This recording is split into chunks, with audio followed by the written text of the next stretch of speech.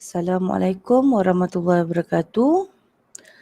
Kita akan sambung dengan taksiran cukai bersama dan taksiran cukai berasingan. Untuk individu yang telah berkahwin, sistem taksiran cukai pendapatan membenarkan taksiran dibuat mengikut satu daripada jenis taksiran di bawah. Yang pertama, taksiran cukai bersama. Taksiran yang dikeluarkan oleh suami atau isteri. Pendapatan isteri atau suami akan dijumlahkan dengan pendapatan suami atau isteri semasa membuat taksiran. So kita akan tambah, campur pendapatan suami dan isteri. Yang kedua, taksiran cukai berasingan. Suami dan isteri masing-masing membuat taksiran secara berasingan. So taksiran secara individu. So dari syarat-syarat membuat taksiran cukai bersama. Yang pertama, suami dan isteri perlu tinggal bersama. Kedua, mempunyai jumlah pendapatan untuk diagregatkan dengan jumlah pendapatan suami atau isteri. Ketiga, suami atau isteri yang memilih taksiran bersama mesti warga negara Malaysia jika tidak bermaustatin. Keempat, hanya boleh dibuat oleh seorang isteri sahaja. Contoh 5. Pada tahun 2020, Encik Rajan dan isterinya mendapat gaji tahunan sebanyak RM53,000 dan RM57,000. Mereka masing-masing telah mendermakan RM500 kepada Badan Kebajikan yang diluluskan oleh kerajaan pada tahun tersebut. Berikut ialah pelepasan yang hendak dituntut oleh Encik Rajan dan isterinya. Dalam jadual ni adalah pelepasan. So, soalan dia, hitung jumlah cukai pendapatan bagi Encik Rajan dan isterinya dengan menggunakan cara taksiran cukai bersama dan taksiran cukai berasingan. Okey, yang 4 di atas dalam jadual ni semua adalah pelepasan cukai. So, kita tengok pendapatan dia tadi, Encik Rajan RM53,000, isteri dia RM57,000. Dan dia ada nyatakan dia beri derma setiap orang RM500. Okay. So kita akan kira secara kita nak buat perbandingan kat sini. So kita akan buat sebelah-sebelah. Okay. Taksiran bersama suami dan isteri. Taksiran cukai berasingan setiap individu suami dan isteri. Okay. So pelepasan cukai tadi. Okay. Kita tengok pada pelepasan cukai. Dia ada nilai had maksimum. So tengok pada kategori gaya hidup. Okay, gaya hidup had dia RM2,500. Okay, tapi dalam jadual isteri telah membelanjakan sebanyak RM2,700. Tetapi yang diterima ataupun yang boleh dikira hanyalah RM2,500 saja. Okay, kena ikut maksimum. Tak boleh lebih. Alright, sama juga yang lain. Okay, yang lain semua di bawah had yang telah dinyatakan. Okay. So, untuk dapatkan nilai pendapatan bercukai, kita akan guna formula di bawah ni. Okay, jadi kita kira yang hijau ini adalah pelepasan. Okay, kita tambah 4 perkara ni. Okay, kita masukkan dalam formula. Tadi kita kira jadi pendapatan bercukai dia adalah untuk bersama RM87,500. Suami sahaja RM32,520. Isteri sahaja RM36,430. Cara dia adalah jumlah pendapatan. Okay, kotak yang di atas ni A tolak dengan kotak yang ini tolak ni. A tolak B tolak C. Dapat jumlah di bawah. Okay. So sekarang ni kita akan kira cukai. Okay, pendapatan bercukai dia. So kita akan tengok pada jadual. Sekejap Cikgu rasa cikgu.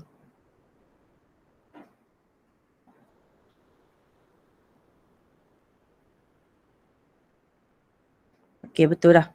So cukai ini kita macam mana cikgu dapat nilai ni daripada jadual daripada jadual. So cukai dasar RM4,600, RM150 untuk suami sahaja RM600. So cukai atas baki So yang ini kita ambil 4,600 daripada 70,000 yang pertama.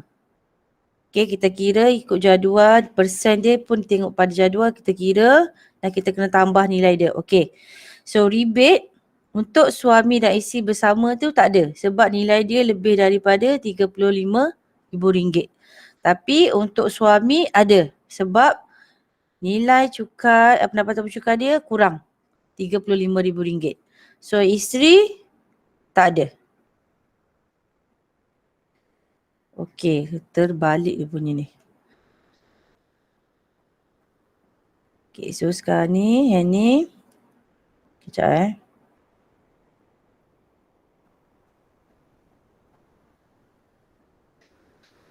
Okey, so kita nak kira cukai pendapatan yang perlu dibayar. 4,600 ni. Kita tambah dengan nilai ni. Kita tolak dengan rebate. Sama juga untuk suami sahaja dan isteri sahaja. So kat sini dia kira, dia tambah dua ni. Nilai 125.60 tambah dengan 714.40 ni kita tambah. Kita dapat nilai 840. Sebab kita nak buat perbandingan yang mana lebih menguntungkan.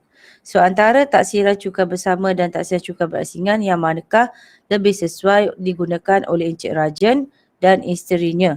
Jelaskan jawapan anda. Okay, taksiran cukai lebih sesuai digunakan kerana cukai pendapatan yang perlu dibayar jauh lebih rendah iaitu RM840 berbanding dengan RM8,275 melalui taksiran cukai bersama. So kita perlu, kita sebenarnya boleh pilih nak taksiran cukai bersama ataupun secara berasingan. Tetapi lebih menguntungkan kalau buat cukai secara berasingan. Okey, so habis dah cukai pendapatan. Kita akan sambung dengan bagaimana mengira cukai jalan. Okey, so cukai jalan yang dikenakan adalah berdasarkan kapasiti enjin kenderaan yang digunakan oleh pemiliknya. Pada kebiasaannya, cukai jalan akan lebih tinggi bagi kenderaan yang lebih tinggi kapasiti enjinnya. Lagi tinggi cc, lagi tinggilah perlu bayar. Okey. Jadual di bawah menunjukkan kadar cukai jalan motosikal di Sabah dan Sarawak. Kita tengok contoh 6. So dia dah bagi jadual. Encik Chong memiliki sebuah motosikal kegunaan persendirian di Sarawak dengan kapasiti enjin 260cc. Hitung cukai jalan untuk motosikalnya. Jadi kita tengok dekat mana 260cc ni berada dalam had mana. So nilai yang paling bawah. Jadi nilai dia adalah RM30 sahaja. So dia tak ada kadar progresif. Kadar progresif ni kadar yang kita perlu tambah. Berapa nilai dia yang lebih. Jadi tak ada, jadi kita akan terus dapat nilai dia RM30. Okey, contoh 7. Jadual di sebelah menunjukkan kadar cukai jalan kereta persendirian di Semenanjung Malaysia.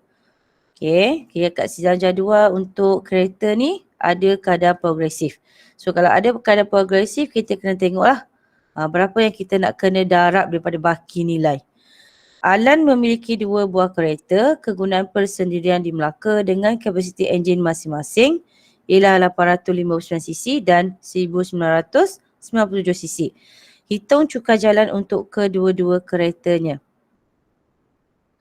Okey. So kereta yang pertama, nilai dia adalah RM20 sahaja. So 859. So 859 yang paling atas. Okey, 1000cc dan ke bawah. Tak ada kadar progresif. So kita akan ambil nilai ini sahaja. So dapatlah RM20. Untuk kereta yang kedua, 1997, dia berada di bawah sekali. Okey, dia ada kadar progresif. So yang pertama kita ada 280, kita tambah. Okey, berapa baki dia? Daripada nilai 1997, kita kena tolak dengan 1800. Dia kata tambah 5% setiap sisi melebihi 1800. Okey, jadi formula dia 280 tambah dengan, kita kena cari sini nilai berapa. Okey, kita tolak. 1997 tolak 1800 darab dengan 0.5, 50 sen. Okey, yang kita tolak tadi kita dapat 197. So 197 ni awak kena darab dulu dengan 50 sen. So barulah tambah dapat nilai dia RM378.50. Okey, darab dulu bukannya tambah kat depan ni. Kena darab dulu nilai kat belakang ni baru tambah kat nilai depan.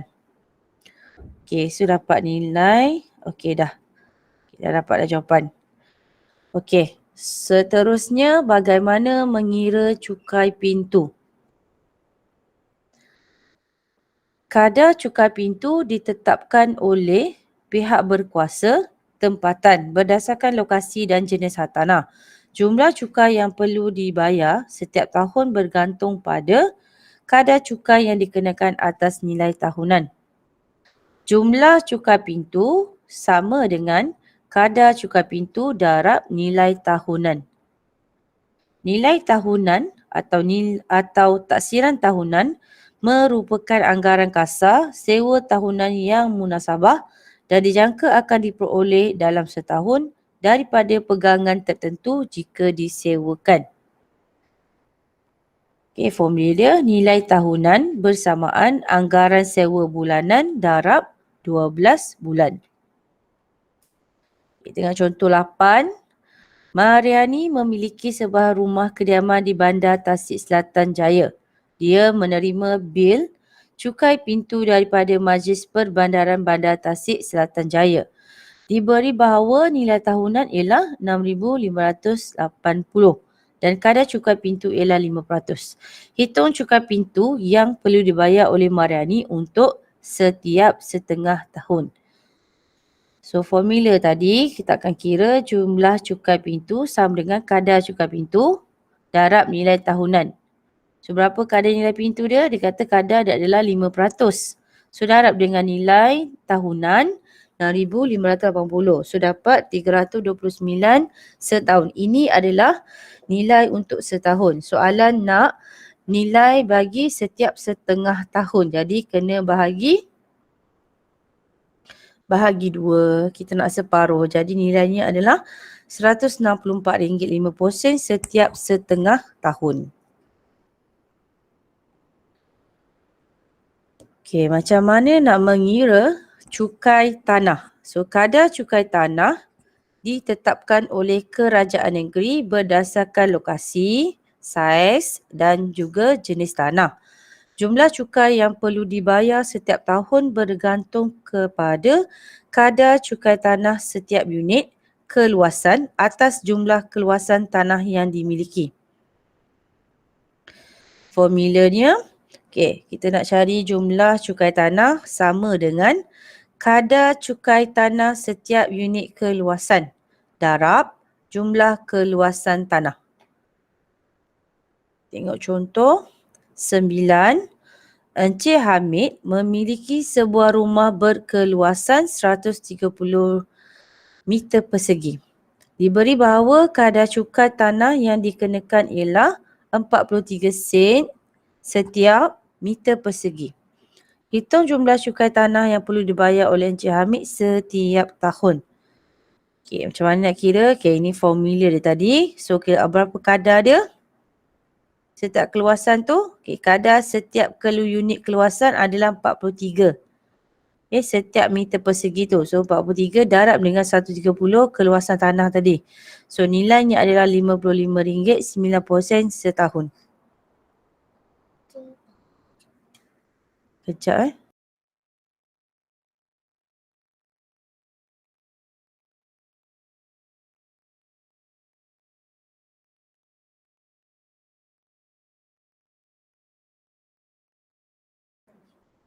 Okey, sorry sambung mana tadi? Okey, jadi harga jumlah dia adalah RM55.90 setahun.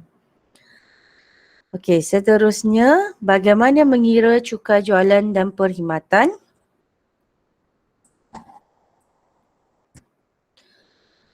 Kadar cukai jualan untuk barangan adalah berbeza iaitu 5%, 10% atau kadar-kadar lain bergantung kepada barangan yang ditetapkan, manakala kadar cukai perkhidmatan ialah 6%. Okey, contohnya kat sini cukai perkhidmatan bagi setiap kad kredit ialah RM25 setahun. Baik, kita tengok contoh soalan. Okey, contoh 10.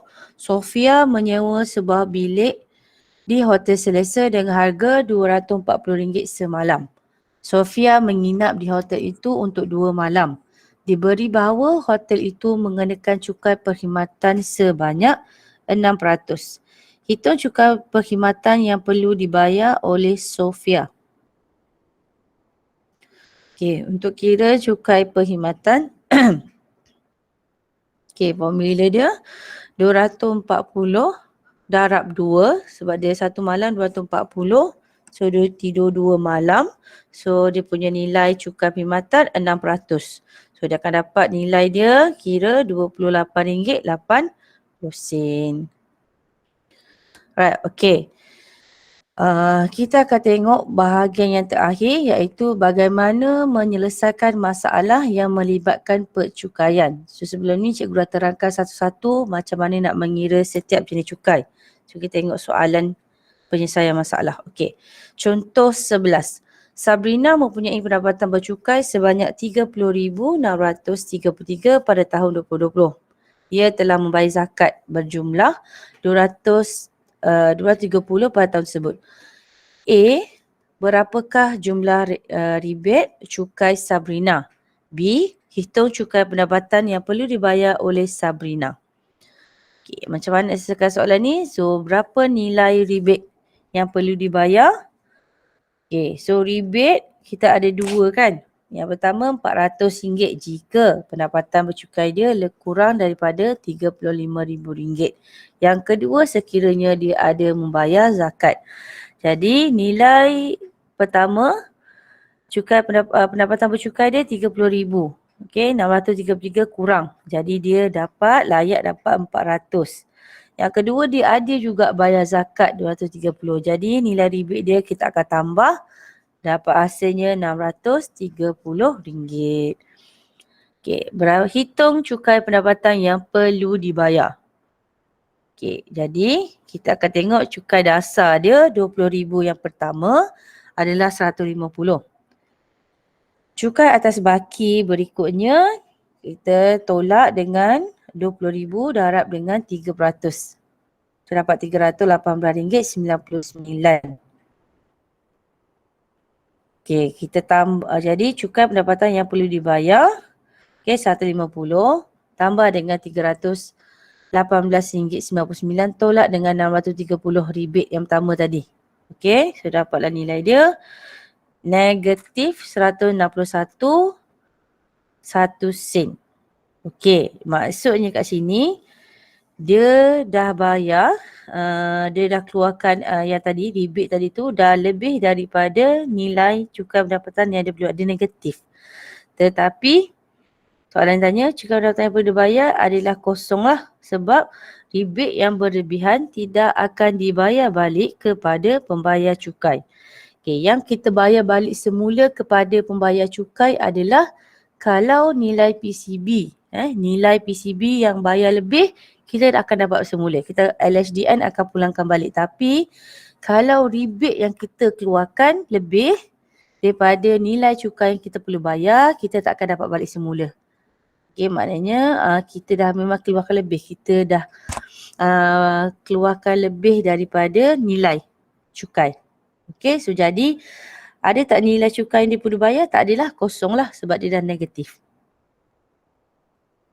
Okay, contoh 12. Jadual di sebelah ialah perkara-perkara pengecualian dan pelepasan cukai Encik Hanafi. Individu, insurans hayat dan KWSP, derma kepada perpustakaan. Diberi bahawa pendapatan tahunan Encik Hanafi pada tahun 2020 ialah RM70,000 dan bayaran zakat ialah RM500. Soalan yang pertama, hitung pendapatan bercukai bagi Encik Hanafi. So kita nak kira pendapatan bercukai. Okey, formula dia adalah jumlah pendapatan RM70,000 tolak RM500. Okey, tolak pengecualian cukai, tolak dengan pelepasan cukai. So pelepasan cukai dekat dalam jadual individu dan juga insurans. Okey, tak ada kurungan pun, boleh tolak je lah semua, sama je. Okey, so nilai dia akan dapat 54,500 pendapatan bercukai. Soalan yang kedua, hitung cukai pendapatan yang perlu dibayar oleh Encik Hanafi. So kita tengok 50,000 yang pertama, cukai dasar dia adalah 1,800. So bakinya, okey, kita akan tengok pada jadual, so kita akan dapat nilai dia RM630. Okey, so dekat sini, cukai pendapatan yang perlu dibayar ialah 1,800 tambah dengan 630 tolak dengan 500. 500 ni adalah nilai zakat. Okey, sama dengan RM1,930. Okey, soalan C pula. Bincangkan perbezaan antara pelepasan cukai dengan rebate cukai. Okey, pelepasan cukai ditolak daripada pendapatan tahunan. Pelepasan. So rebate cukai ditolak daripada cukai pendapatan yang dikenakan. So rebate kita akan tolak yang paling akhir. Kalau pelepasan cukai kita perlu tolak awal-awal lagi. Dalam formula untuk dapatkan pendapatan bercukai. Dua-dua kita akan tolak, cuma rebate mesti tolak yang paling akhir. Selepas kita kira cukai dasar tu. Contoh 13. Encik Ko telah menggunakan 650 kilowatt per jam elektrik pada bulan November. Diberi bahawa penggunaan yang melebihi 600 kilowatt per jam dalam sebulan akan dikenakan cukai perkhidmatan sebanyak 600. Jadual di bawah menunjukkan bil elektrik rumah kediaman Encik Ko pada bulan November. Soalan yang pertama, hitung nilai X, nilai Y dan nilai Z. Okey, dalam jadual, dia dah nyatakan yang pertama blok tarif. Blok tarif, okey, 200 yang pertama. Nilai dia berapa? 100 yang pertama. 300 kemudian, 100 kemudian 300 dan 300 lagi.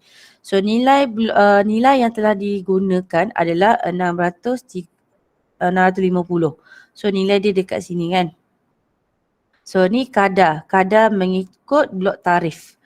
Jadi kita nak dapatkan nilai X, kita akan darab 100 darab dengan 0.334. So dapat nilai X RM33.40. Okey, Y 300 darab dengan 0.516 dapat 154.80 sen. Okay, untuk Z 50 darab dengan 0.546. So dapat nilai dia RM27.30. Soalan B, hitung jumlah bayaran yang tidak dikenakan cukai perkhidmatan. Okay, dalam soalan dikata kalau lebih daripada 600 barulah dikira. Sebabnya yang kurang tu tidak akan dikenakan cukai perkhidmatan. So nilai yang tak dikenakan adalah 600 kilowatt per jam. Jadi kita akan tambah RM43.60 tambah dengan RM33.40 tambah dengan RM154.80.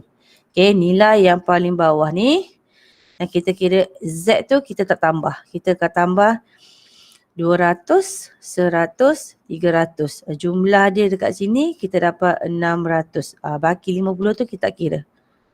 Okey, so dapat nilai dia RM231.80. C, hitung cukai perkhidmatan yang akan dikenakan dalam bil elektrik bulan November. So jadi kalau 600 lebih 600 baru kira, bermakna nilai blok tarif yang perlu dikira ni 50 tadi. So 50 yang dekat 50 dekat 50 tadi ni. So kita dah kira dah cukai tadi ni RM27.30. Kita darab dengan nilai 6%. Okey, nilai dia adalah RM1.64. So ini adalah cukai perkhidmatan yang dikenakan. Okey, jangan ambil nilai di atas. Kita tengok pada soalan. So soalan kata lebih daripada 600 baru kena charge perkhidmatan. Okey, dah habis. Awak buka modul PDPR awak pada muka surat 10. Nampak kan? Okey. So, cuba jawab soalan nombor 4. Siapa tak ada PDPR bodoh dengan dia sekarang, tengok pada soalan ni saya tunjuk. Atau awak bagi saya jawapan. Saya bagi awak 5 minit. Cuba kira. Okey, so kita tengok soalan. So, soalan dia kata, Puan Suryati mempunyai jumlah kan? Okey, mempunyai jumlah pendapatan bercukai sebanyak 49,870 pada tahun 2019. Dia telah membayar zakat berjumlah RM375 dan sumbangan kepada sebuah rumah anak yatim dan miskin berjumlah RM500 pada tahun tersebut. Hitung cukai pendapatan yang perlu dibayar pada tahun tersebut. Okey, dia dah bagi dah jadual ni. Okey, so macam mana kita nak kira yang pertama? Kita kena cari apa mula-mula? First kali kita kena cari apa? Cukai dasar. Cukai dasar. Sebelum cukai dasar. Sebelum cukai dasar. Cukai bagi 35,000 pertama. Bukan. Kita kena cari jumlah pendapatan bercukai dulu. Kan dia ada bagi kat sini, ni jumlah pendapatan, yang jumlah pendapatan kan. So kat sini kan dia ada bagi apa ni, pelepasan cukai kan, sebab dia derma kan. Jadi kita tolak dulu nilai tu, baru kita boleh cari dalam jadual tu, cukai dasar tu. Okay, walaupun dia dah cakap kat sini, dia dah bagilah pendapatan bercukai. Okay. Dia dah bagi, tapi pendapatan bercukai ni dia ada ni 500 tu. So 500 kena tolak dulu. So pendapatan bercukai saya tolak kat atas ke. So pendapatan bercukai. Nilai dia tadi 49870 tolak 500. Ini kira kira dulu tolak 500 tu sebab dia bagi derma. So 49370. Lepas tu baru kita tengok dekat jadual. Baru kita tengok kat jadual. Kalau awak kira terus, nanti dia akan salah lah kat jawapan bawah tu. Okay. So sekarang ni kita kira daripada jadual tu, kita ambil yang pertama berapa cukai dasar dia? 600. Okay, cukai dasar 600. Okay, lepas tu cukai bagi-baki. Cukai atas baki. Kita kena tolak lah kan. 49370 tolak dengan berapa? Yang pertama tu 35,000. Nak darab dengan 800. Siapa lebih kira?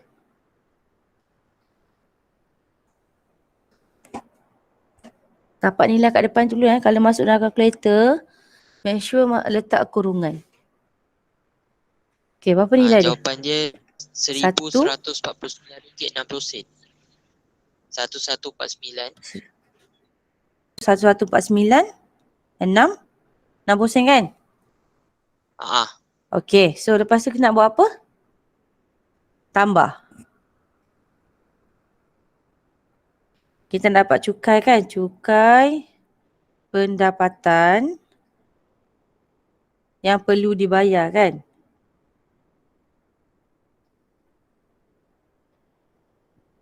So nilai tadi yang dasar ni tambah dengan nilai ni. Ada tak rebate nak kena tolak? Ada. 1149 60 tolak 600. Tolak tambah 600. Tolak berapa? Berapa rebate tadi? Ada bayar zakat kan? 375. Okey, berarti tolong kira. Ditolak dengan 375. So nilai dia? Jawapan dia RM1,374.60. Okey. So dapat dah jawapan dia. Okey, boleh? Dia faham semua macam mana nak kira. So yang pertama yang first tu, yang ini kena hati-hatilah. Sebab dia ada sebut pasal derma ni, kena tolak dulu. First kena tolak dulu. Okay, dah tolak baru kita boleh kira cukai yang cukai pendapatan yang cukai yang boleh dikenakan. Okay, cukai pendapatan tu lah. Dapat nilai ni dan kita kena tengok ada tak rebate yang kita perlu tolak. Baru dapat nilai cukai pendapatan yang perlu dibayar. Okay. Kemudian soalan nombor 9.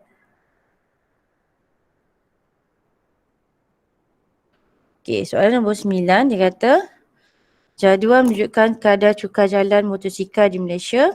Okay, dah ada bagi jadual. Okay, yang pertama Taring memiliki sebuah motosikal berkapasiti 220 yang digunakan di kampus Universiti Malaysia Sabah. Itu cukai jalan untuk motosikalnya. Okay, macam mana nak selesaikan ni? 220 dia berada di had mana? Nombor 1 ke? Nombor 2? 1, 2, 3, 4. Dia duduk kat had mana? Dia jatuh dalam had mana? Yang 201 hingga 250. Nombor 3 ni kan? Nombor 3. Okey. Lepas tu kita nak tengok sekarang ni dia duduk kat mana? Dia duduk kat semenanjung Malaysia ke dia duduk kat Sabah dan Sarawak? Motosikal tu. Dia duduk dekat Sabah. Sabah kan? Jadi kita akan tengok jadual Sabah lah. Jadual Sabah berapa ringgit? 12. 12 ringgit. So jawapan dia dah dapat 12 ringgit. Macam tu je lah. So tengok kalau jadual dia bagi 2 macam ni, kena pasti kat mana tempat. Okay, kalau dia kata dekat Perak, semenanjung Malaysia lah. Kalau dia kata Sabah, Sarawak ke, tengok nilai sebelah kanan. Okay, soalan kedua. Encik Fernandez memiliki 2 buah motosikal masing-masing berkapasiti enjin 110cc dan 300cc untuk kegunaan persendirian di Perak. Hitung jumlah cukai jalan yang dikenakan kepadanya. Dia nak jumlah kan? Okey, kalau dia nak jumlah maknanya kita kena kira enjin ke yang pertama ni, lepas tu tambah dengan enjin yang kedua. So kita tengok enjin yang pertama tu 110cc. 110cc duduk kat mana? 110cc. Yang 150 ke bawah. 150 ke bawah. Adakah harga dia? Percuma kan dia kata? So tak ada. Percuma.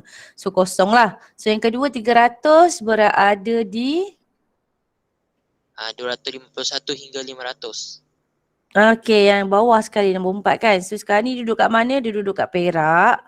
Jadi nilai dia adalah RM75 kan. So jawapan ni nak tulis RM75 sajalah. Okey. Sebab kat sini dia kata jumlah. Kalau jumlah tu maknanya dia nak kena tambah. Tapi sebab nilai yang pertama tadi percuma. Tak ada nilai kan. Dia seperti tak ada tambah lah. So jadi RM75. Sebenarnya kosong tambah 75. Okey, boleh? Ada ke tak soalan nak jawab dengan saya? Saya nak tanya. Ni pun sama macam tadi. Yang kita jawab soalan yang ni. Okey, jawab soalan ni. Soalan 11.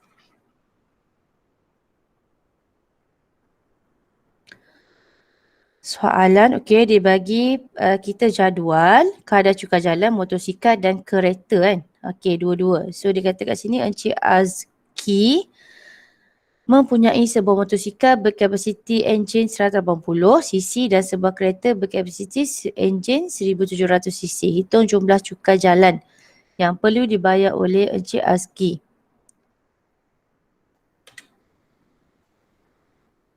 So kita kira satu-satu lah. So kira yang pertama, kita kira motor. Motor 180cc. Motor tu harga dia berapa? 180cc dia akan berada di mana had dia? Had dia dekat yang pertama tu. Okey, yang pertama ni kan. Ni, berapa? 30 kan? Tak ada kadar progresif. So 30. Dia nak jumlah, kita tambah. Okay, 30. Okay, nak tambah berapa ni? Okay, yang kedua kita nak tengok kereta pula. Kereta 1700. 1700 dia berada dekat had. Besar sikit lah. Ni. Yang ketiga tu. Kan? Alright. Okay. So sebab dia ada kadar progresif, kita kena tambah 40 sen untuk setiap yang melebihi 1600. Okay, kita kena tolak sisi dia. Jadi kita yang pertama kita ada 200. Nak tambah dengan berapa, tolak berapa, darab dengan 40 sen. Berapa tolak berapa tu? Berapa kapasiti enjin dia? Kapasiti enjin dia adalah 1700. So 1700 tolak dengan, tolak berapa? Tolak dengan 1600.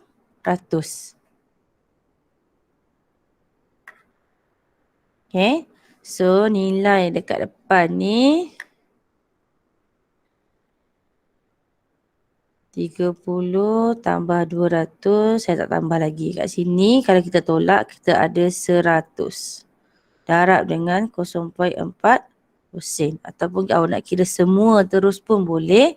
So dapat nilai dia 270. Betul ke Batiah?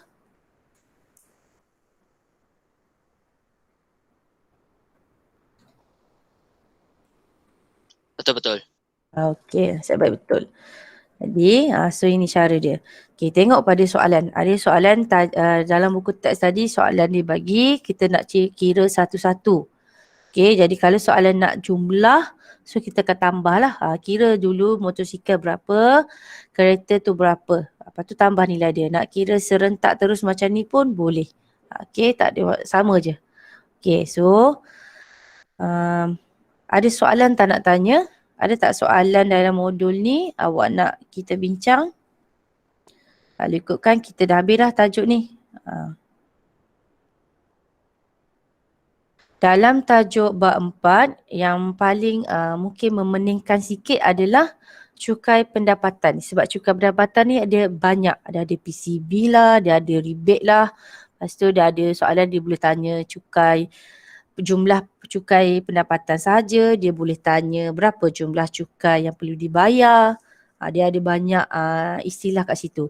Kalau soalan yang macam cukai jalan, cukai tanah, cukai pintu, soalan ni biasanya direct question je. Dia tak banyak sangat istilah, dia ada macam formula pun ada satu je. Dia mudah lah. Kalau yang tadi pun kita tengok, dia nak cukai tanah tu, cukai pintu tu untuk setengah tahun. Itu jelas soalan dia. Maknanya yang soalan yang berkaitan dengan jumlah pendapatan ni banyak perkara yang awak kena ingat. Okay, kena faham beza istilah-istilah tu. Dan kena baca betul-betul, kena tengok jadual tu betul dan bila awak darab tu betul. Okay, make sure jalan kerja tu tulis dulu. Okay, dan kira. Kira dalam kalkulator kena ingat lah. Kalau nak darab dengan 8% tu adalah 8/100. Jangan darab 8 saja. Nanti salah.